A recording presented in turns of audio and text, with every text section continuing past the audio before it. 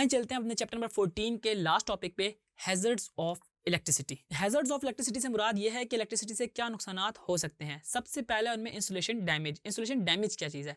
Insulation damage इस तरह है कि आपको पता है कि जो एक वायर होती है ना, उसके ऊपर इंसुलेशन हुई होती है। इंसुलेशन प्लास्टिक मटेरियल से हुई हुई होती है या ऐसे मटेरियल से जो इंसुलेटर हो, ठीक है। और इसके अंदर हमारे पास कंडक्टर होता है। अगर फॉर एग्जांपल वो वहां से ब्रेक हो जाए तो वहां पे शॉर्ट सर्किट के चांस हैं। शॉर्ट सर्किट के चांस इस वजह से हैं कि आप देखें कि अगर एक लाइव वायर हो और उस जगह पे हमारे पास कोई भी कॉन्टैक्ट डायरेक्ट हो जाए, यानी कि डायरेक्ट कॉन्टैक्ट से मुराद ऐसा है कि ऐसी चीज जो अपने अंदर से इलेक्ट्रिसिटी कंडक्ट कर ले, तो वो वहां पे सबसे ज्यादा लो रेजिस्टेंस ऑफर कर रहा होता है। तो इसकी वजह से ड्रेस्टिकली हमारे पास करंट लार्जर अमाउंट में फ्लो कर जाता है और होता यूं है कि हमारे पास शॉर्ट सर्किट कॉज होता है।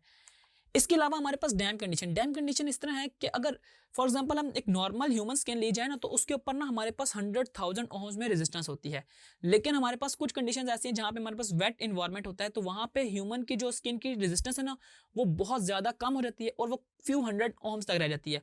तो उस टाइम पे भी ना हमारे पास ना किसी भी किस्म का नुकसान होने का चांस होता है। इसी वजह से इसको प्रिकॉशनरी मेजर में देखा जाता है कि कभी भी वेट हैंड से हमें स्विच को प्लग नहीं करना चाहिए। इसके अलावा हमारे पास है safe use of electricity in Holmes. कि इलेक्ट्रिसिटी का सेफ यूज कैसे है, तो सबसे इंपॉर्टेंट हमने अपने लास्ट टॉपिक में पढ़ा fuse. A fuse is a safety device that is connected in series with a live wire in the circuit to protect the equipment when excess current flows. यानी कि अगर एक सर्किट में ज्यादा करंट फ्लो कर रहा होता है ना, तो फ्यूज उसमें एक सेफ्टी डिवाइस के तौर पे यूज हो रहा होता है, जो कि लाइव वायर से डायरेक्टली कनेक्ट होता है।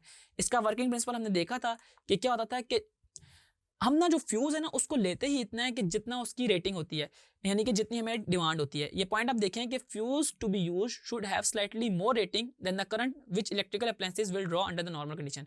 यानी कि अगर फॉर एग्जांपल हम एक रूम में हमारा जो लोड है वो 20 एम्पेयर्स का है, तो हम जो फ्यूज चूज करेंगे वो उससे ज्यादा का करेंगे, दैट इज 30 एम्पेयर। यानी कि जो ही इस 30 एम्पेयर के बैरियर को क्रॉस करेगा ना, तब वो फ्यूज हमारा वहां पे डैमेज होगा, अदरवाइज हमारे पास फ्यूज नहीं डैमेज होगा। दूसरा फ्यूज का क्या यूज है कि fuse should be connected in the live wire so that the appliances will not operate after the fuse has blown. कि हम जो है ना उसको लाइव वायर के साथ ना इस तरह कनेक्ट करते हैं कि वो सीरीज में होता है, और जो ही फ्यूज हमारा जो ब्लोन हो जाता है, यानी कि फ्यूज अपना वर्किंग को छोड़ देता है, ऑपरेशनल नहीं रहता, तो उस टाइम हमारे पास जो है ना बिल्कुल कट ऑफ हो जाती है इलेक्ट्रिसिटी। ठीक है।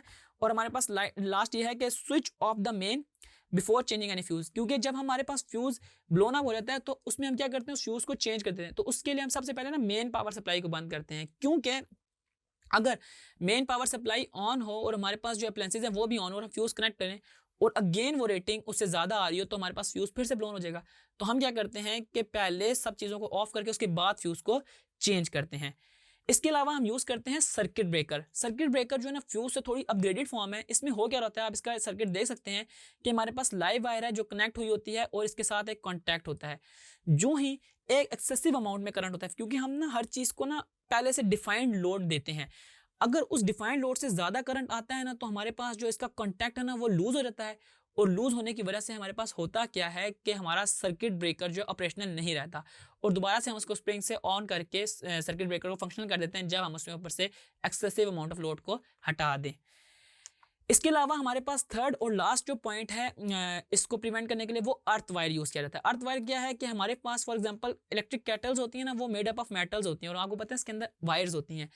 अब उनके साथ ना एक अर्थ वायर लाजमी लगाई जाती है। अर्थ वायर से होता यह है कि अगर फॉर एग्जांपल वो अंदर से डैमेज हो जाए और वो उस मेटल को इलेक्ट्रिसिटी देने लगे, तो उसकी वजह से हमारे पास नुकसान हो सकता है कि अगर कोई बंदा उसको हाथ लगा ले। तो जो अर्थ वायर है ना, अर्थ वायर सबसे लो रेजिस्टेंस ऑफर कर रही होती है और वहां से सारे का सारा अमाउंट ऑफ जो करंट है ना वो गुजर के हमारे पास ग्राउंड हो रहा होता है। एज यू सी कि हमारे पास ये अगर फॉर एग्जांपल मेटल का जो अप्लायंसेज है ये, तो इधर से हमारे पास सारे का सारा करंट निकल के यहाँ पे ग्राउंड हो रहा है। तो यूं आपने देखा कि क्या क्या हैजर्ड्स थे इलेक्ट्रिसिटी के और इनसे कैसे प्रिवेंट किया जा सकता है। इसी टॉपिक के साथ हमारा ये चैप्टर कंप्लीट होता है। आई होप आपको इस चैप्टर के तमाम कंटेंट समझ आए होंगे। अभी तक के लिए इस वीडियो में इतना ही। See you in the next video with a new topic. Until then, this is इट्सा फ्रॉम tutorial.pk।